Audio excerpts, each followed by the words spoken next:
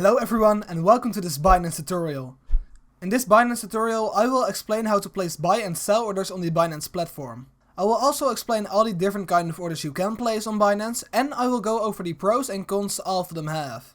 So, first off, you should decide which cryptocurrency you want to buy.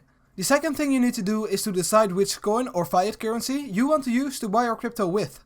For example, if you want to buy Algo, you can buy Algo with BNB in BNB markets, or with BTC in BTC markets. But there also are a lot of altcoins you can buy your crypto with. But most often people buy their cryptocurrency with USDT or their local currency, over in fiat markets.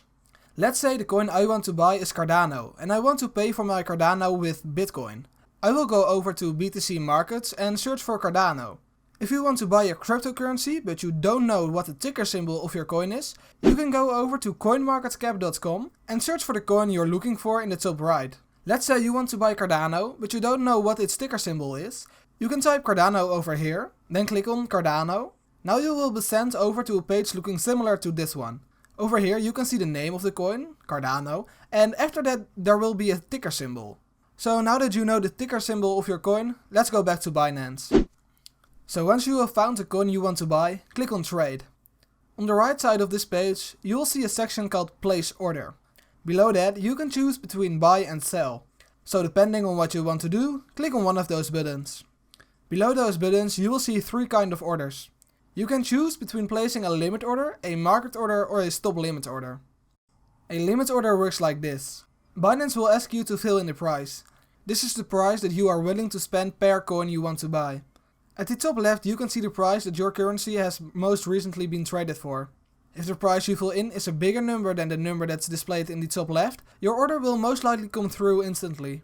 Below price you can fill in the amount of coins you want to buy.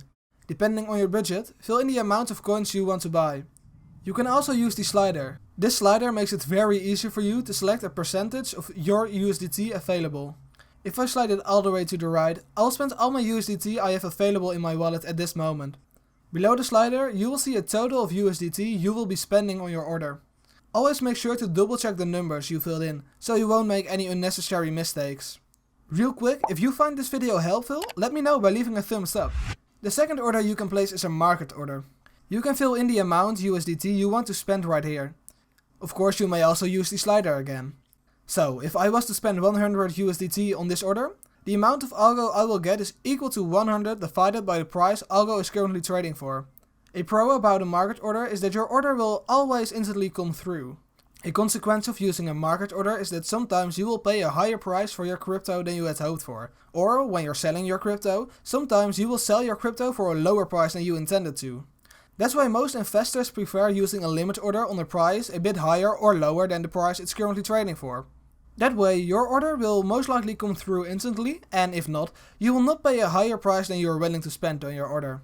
Since a stop limit order is a more complicated kind of order, I've made a separate video about how to use a stop limit order. If you want to learn how to use a stop limit order, watch this video.